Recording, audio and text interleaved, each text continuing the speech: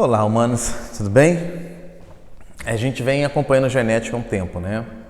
Então a gente viu a primeira lei de Mendel, depois a gente viu, dentro da primeira lei de Mendel, a gente viu probabilidades, a gente viu heredograma, a gente fez um monte de cálculos, a gente viu lá grupo sanguíneo, fator RH, sistema MN, heranças ligadas ao sexo, herança restrita ao sexo. A gente entrou na segunda lei de Mendel. Na segunda lei de Mendel a gente viu que a proporção de 2 dígitos é de 9,331, mas sempre as combinações são aleatórias, né? Existe a probabilidade de acontecer isso, a probabilidade de acontecer aquilo. Depois a gente jogou tudo fora, a gente entrou num caso especial da segunda lei de Mendel, né? Que é o linkage, onde os genes estão ligados no mesmo par cromossomial e aqueles cálculos de Mendel não valem mais. Aqui 9331, esquece, porque não vai acontecer daquele jeito. A taxa de recombinantes, a taxa de linkage, a gente viu os mapas gênicos. Ok. Agora a gente vai entrar numa outra parte, que é a ligação entre a genética e a evolução, que é a genética de populações. A genética de populações eu vou calcular a frequência de um gene ao longo das gerações, tá legal? Quem elaborou essa genética de populações foram dois matemáticos, Hardy e Weinberg.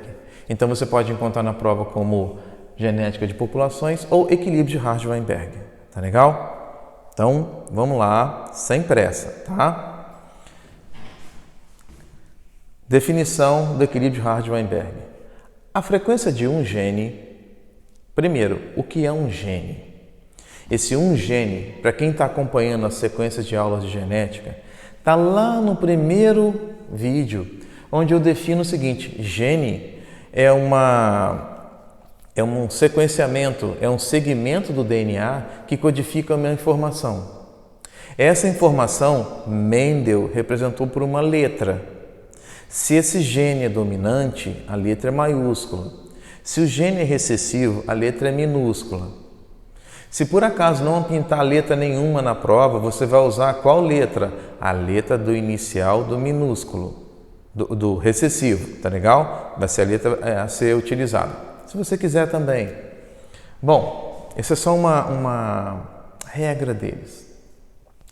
Então a frequência de um gene, vou usar a letra A, azão ou azim. Em uma população em equilíbrio, essas duas palavras aqui são importantes para enunciar a questão. Ele diz que a população está em equilíbrio. Se disser que a população não está em equilíbrio, você não pode usar o equilíbrio de Hardy e Weinberg. Então, são informações importantes, tá bom? População em equilíbrio será constante ao longo das gerações, ou seja, ele sempre vai aparecer naquela mesma proporção, obedecendo as seguintes condições. E eu vou colocar as condições para vocês. Então, as condições são, olha só, vou colocar em outra cor. Uma população infinitamente grande. Ok? População muito grande. Essa população muito grande, os cruzamentos acontecem ao acaso. Na natureza, os cruzamentos acontecem ao acaso. Então, cruzamentos ao acaso. Cruzamentos ao acaso. Ok? Então, vai gerando uma série de seres diferentes. Por quê? Os cruzamentos são ao acaso. Só que, para isso aqui ficar valendo, não podem ocorrer mutações, não pode acontecer a evolução e sem migrações. Aqui já fica difícil. Então, tem que ser um ambiente bem controlado, porque sem mutações, sem evolução, ninguém entra, ninguém sai. Esse modelo aqui ele é feito num ambiente controlado, num ambiente bem restrito, tá legal? Apesar da população ser muito grande, eu tenho que obedecer esses critérios. Se esses critérios não forem obedecidos, o equilíbrio de Hardy e Weinberg não vale, tá legal? Então, ó, vermelho, vermelho. Tá legal? Fechado?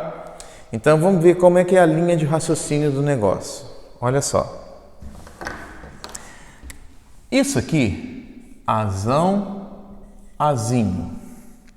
Azão, azinho representa, vou colocar em verde, um indivíduo. Ok? Qual é a frequência de um indivíduo heterozigoto? Eu vou considerar o azão e o azinho.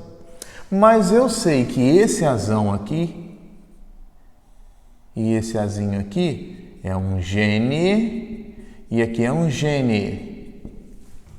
Legal? Porque você herda metade do seu pai e metade da sua mãe. Metade da sua mãe, metade do seu pai. Ok? Fechado? Chegamos até aqui, tá tranquilo? Azão, azinho é um indivíduo. Gene dominante, gene recessivo. Bom, Hardenberger, eles chamaram todo gene dominante de P e todo gene recessivo de Q. Ele fez uma fórmula muito difícil. P mais Q é igual a 1. Metade do pai, metade da mãe. E pegou um cruzamento básico. Ó, azão, azinho, cruzando com azão, azinho. Quando você pega isso daqui, você encontra azão, azão, azão, azinho, azão, azinho, azinho, azinho. Certo? É o resultado do cruzamento desses dois. Tranquilo? Bom, então vamos lá. Se azão é P e tem azão, azão, então aqui fica P ao quadrado. Mais duas vezes esse daqui. Eu tenho que contar isso duas vezes, lembra? A origem dos genes diferente. Então, 2P e 2Q. Então, 2PQ. Mais esse aqui é Q. Azinho. Azinho é Q ao quadrado. E vai ser igual a 1, porque a frequência é sempre igual a 1. Então, olha só que legal. Esse daqui está aqui. Esse daqui está aqui. E esse daqui está aqui. Então, eu chego à seguinte conclusão, que genética é matemática. E esse cruzamento aqui, na verdade, é azão mais azinho ao quadrado. Porque é o quadrado primeiro, mais duas vezes o produto do primeiro pelo segundo, mais o quadrado do segundo. Ok? São produtos notáveis que a gente está vendo aqui. Ok.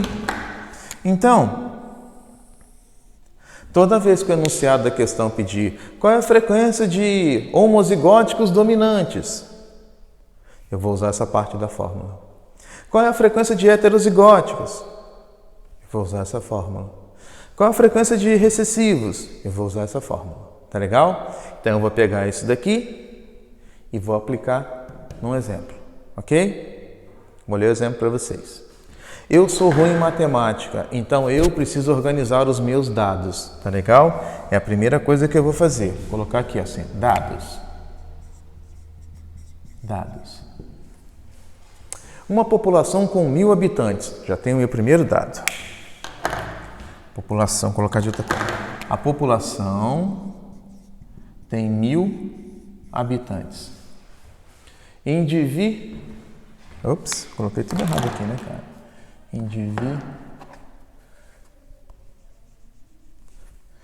Indivíduos. Legal? 160 indivíduos têm uma doença de herança recessiva. Então, eu tenho aqui um outro dado. Doentes.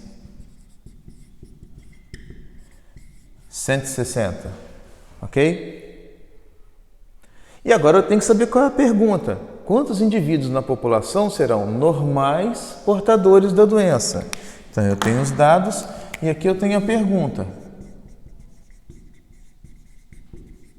A pergunta é: quantos indivíduos nessa população serão normais, já que uma doença recessiva, portadores da doença.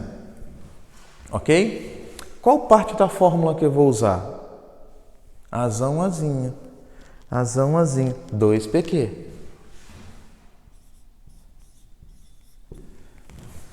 Mas eu só tenho isso daqui. Olha como é que eu vou fazer. Presta atenção. Doente de herança recessiva é azinho, azinho. Então eu chego à conclusão que azinho, azinho é igual a 160. 160 numa população de 1.000 habitantes corresponde a 16%. Ok? Na frequência, vou tirar isso aqui do meu pé. Na frequência, azinho, azinho corresponde a 0,16. Qual é a parte da fórmula que representa azinho, azinho? Q ao quadrado. Então, eu chego à conclusão que Q ao quadrado é igual a 0,16. Portanto, Q vai ser a raiz de 0,16. Então, Q vai ser igual a 0,4. Eu já tenho o valor de Q. Aí eu venho para cá. Se P mais Q é igual a 1, e eu já tenho o valor de Q, que é 0,4, P, para chegar a 1, só pode valer quanto? Muito bem, 0,6. Portanto, P é igual a 0,6. Então, com esses dados aqui, eu consegui o valor de P e o valor de Q. Agora eu substituo lá. Tá legal? Então, vamos lá. Aqui vai ficar 2 vezes. Quanto é que vale P? 0,6. Quanto é que vale Q? 0,4. Vezes 4, 24, vezes 2, 48. Vai dar 0,48 ou 48% da população. Quantos indivíduos na população serão normais portadores? 48% uma população de 1.000 são 480 pessoas. Resposta: 480 indivíduos serão normais portadores. Tá aqui a resposta. Tá legal? Tira um print aí, dá uma olhada, quantas vezes você achar necessário, e a gente vai continuar nossa parte genética de populações, tá legal? Lembrando, essa fórmula aqui e essa fórmula aqui, eu só posso usar se enunciada a questão de se é que a população está em equilíbrio, tá legal? Então aqui, no caso, que foi uma falha minha, uma população em equilíbrio, vamos acrescentar aqui, ó, em equilíbrio,